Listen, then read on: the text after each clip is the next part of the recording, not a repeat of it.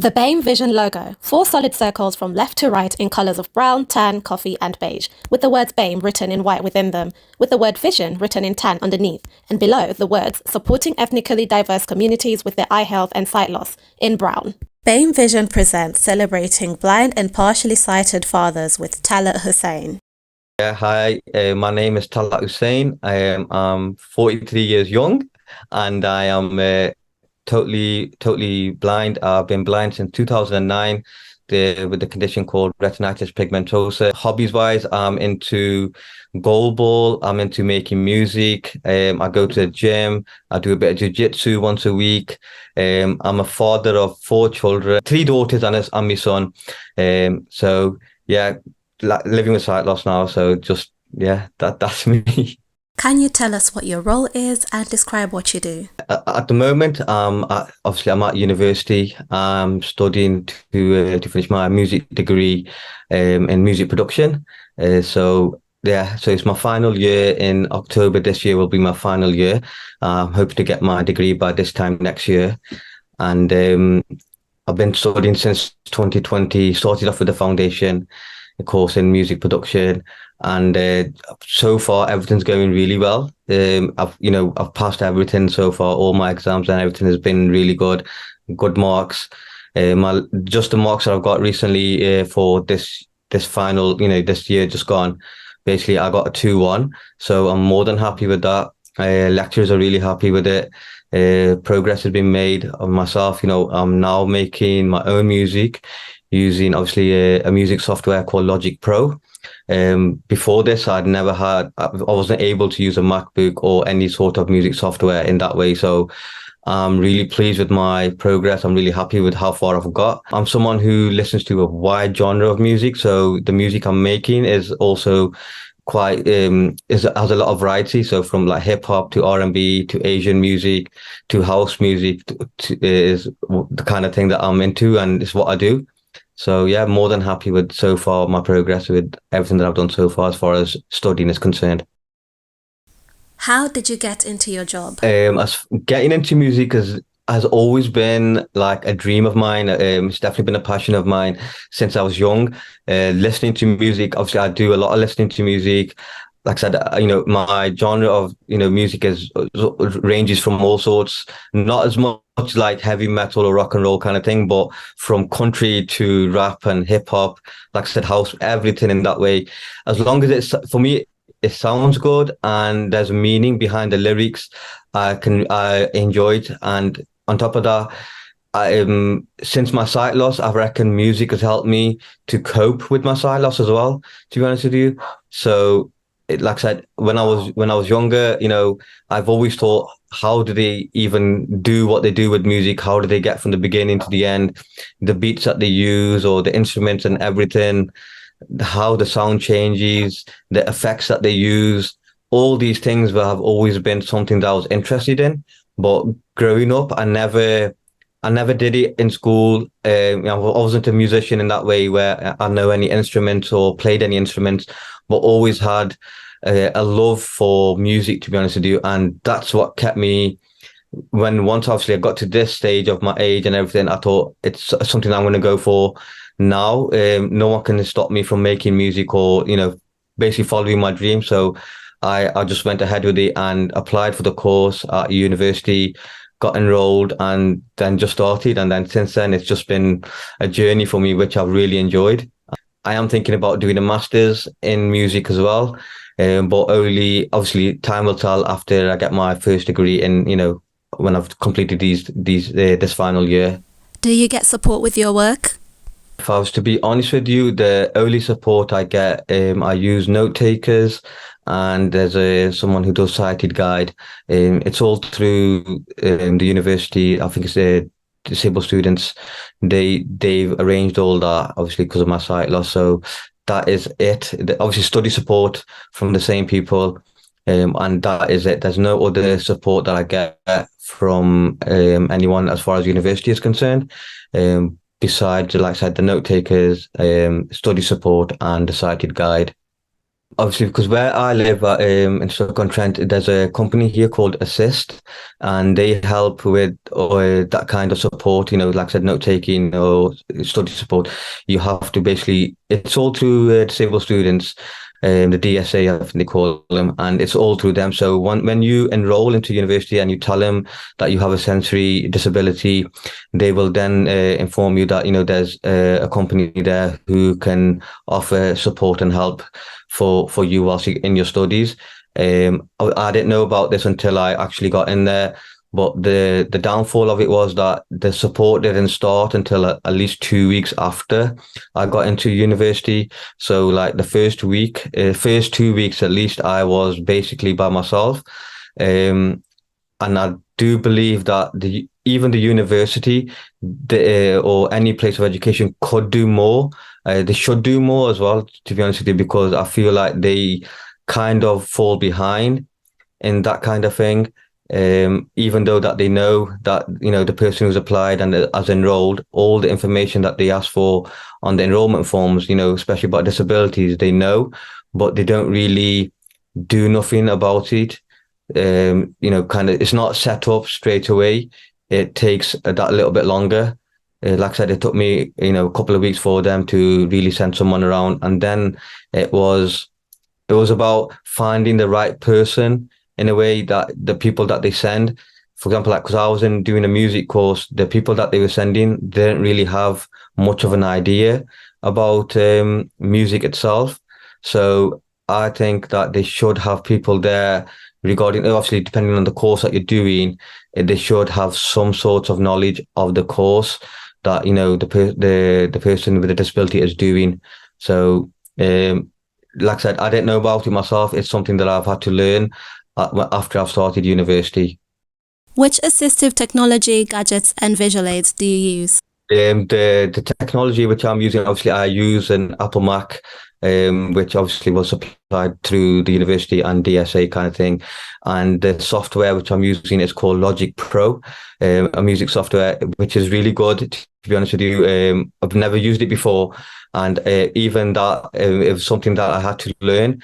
The university themselves, because they don't know about voiceover, they couldn't teach me how to use the voiceover and the music software together. So I had to go to a separate person, a third party basically, where I joined a WhatsApp group, and the person who was teaching me was from London.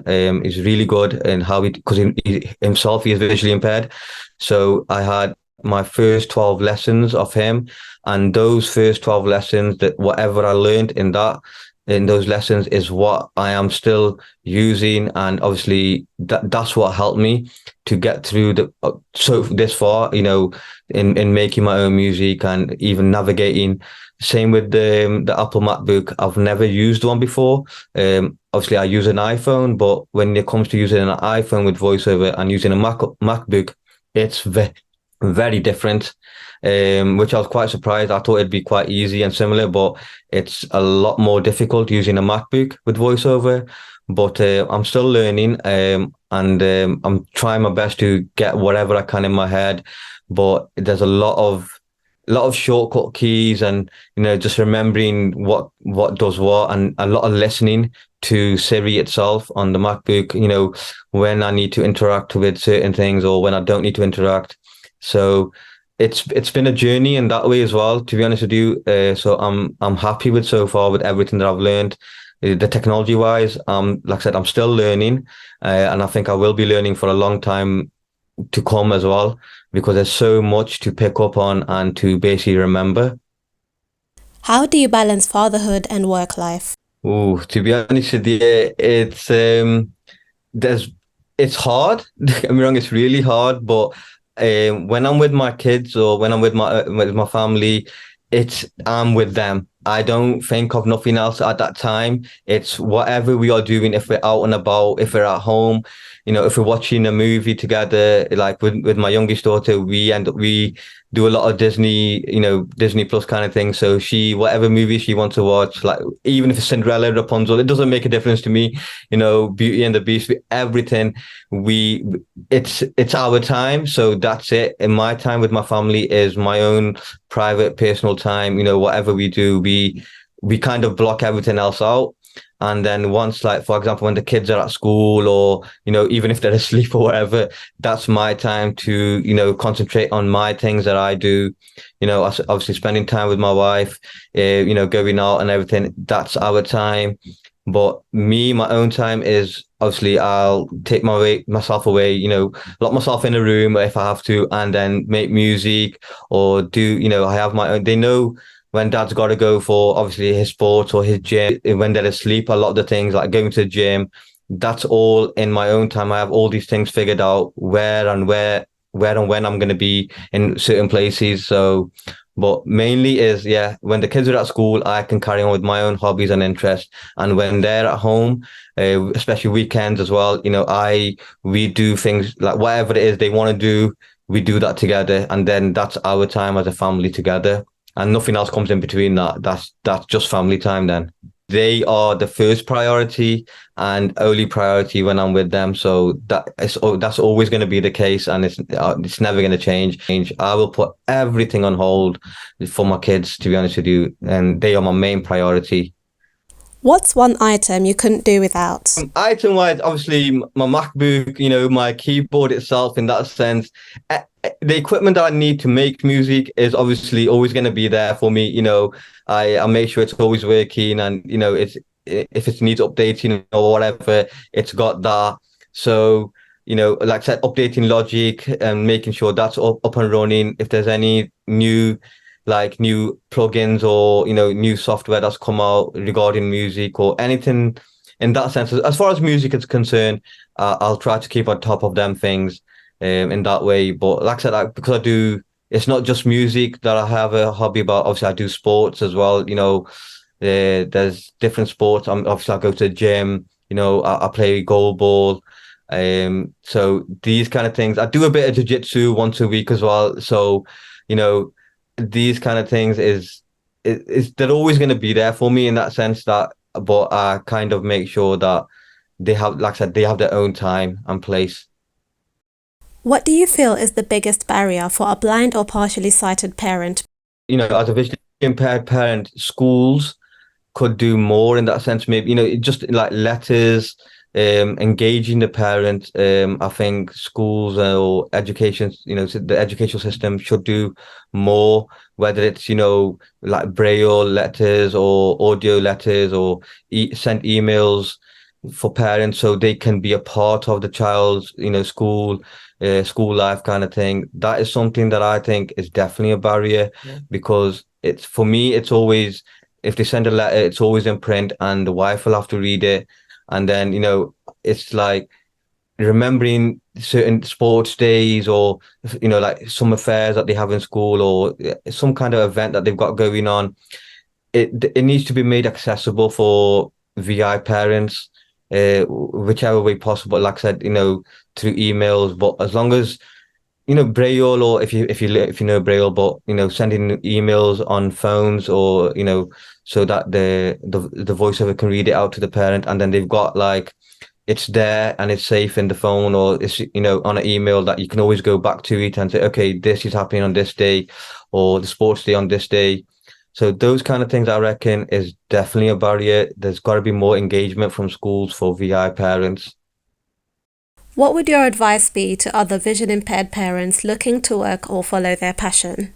To be honest with you, because obviously music obviously for me is a passion, is a hobby, is something that I enjoy, but it's not, it's like I want to do more than just music, because I have obviously other dreams and passions. Like, for example, I have not worked since I lost my sight, but then since I've started university, I am now trying to get myself into work. So because of my sight loss, I want to work with people who are living with sight loss anyway. It's something that I really feel passionate about doing, working with VI people. The VI, the sight loss community is where I really want to, because their core policies of engagement, employment, and education is something that I feel passionate about.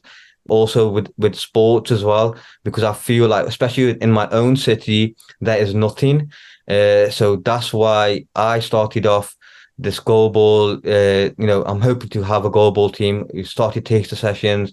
We've got a WhatsApp group with the players in there who are dedicated to being a team, and the aim is to enter leagues and tournaments. But if I was to say to parents who are living with sight loss, you have to just go for it. The only person that is stopping you is going to be yourself. If you don't do it, and if you want to have a change, if you want to make a change for VI people or people living with sight loss, and you have that passion, then you have to do it yourself, because no one is going to come in for you and do it. Yes, there's people out there, like I said, the TPT or the RNIB who do certain things, but then for your own city, for your own area, for your own community as well, it's you as a sight, someone living with sight loss, is you are the person who has to do that. That is the reason why I am doing whatever I can. I want people to be independent, active, have confidence in themselves. And then if I can, inspire someone who also has sight loss, maybe they could do the same thing moving on, for the people that they know, the community that they live in. So as a parent, teaching my kids that whatever happens to you, whatever disability is, it shouldn't stop you from achieving. It shouldn't stop you from helping others who are in need as well. And, what makes me happy is being able to see other people happy, especially if I've helped them in some way, give them some advice or giving them some guidance of whatever way, and that they are progressing in their life. That makes me happy. And then if those people can just basically pass the baton on, kind of thing, and do that for someone else, and I find out about it, that they've done this or whatever, that make me even more happier. I believe that making someone else happy can, it just makes the world a happier place and a better place. And since I've lost my sight, is something that I have felt is definitely needed. So it's something that I'm going to carry on doing until I'm not able to do it. It took me time to use my cane, to get my head around using a cane.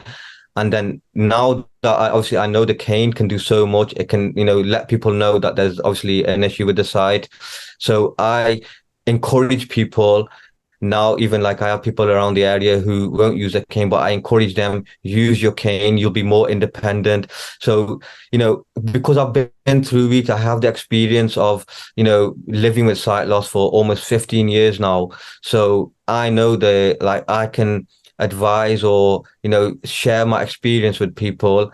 And especially when they find out that, he can, he's doing so much, he goes to the gym by himself, or, he does all these things.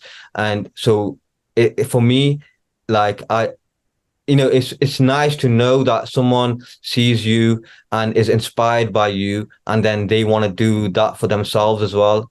People who are living with sight loss can actually help others, when they are struggling, even if they've just lost their sight or are finding it hard to cope with sight loss, someone who has been through it and then, come out the other end, basically, I'd say a better person, a more confident person, they will hopefully take that on board and then use that and better their own life as well, whichever way, whether it be work, sports, education, whatever it is. I want to show and let people know living with sight loss that you can do it. There's nothing stopping you but yourself. Thank you, Talat, for sharing your passion, advice and tips in part 2 of Celebrating Blind and Partially Sighted Parents series. To read part 1 of his blog, head over to our website www.bamevision.org. Stay tuned as we have plenty more coming up in this series and much, much more. You can keep up with our activities on our social media platforms on Facebook, Twitter and LinkedIn. Thank you so much for watching and see you next time.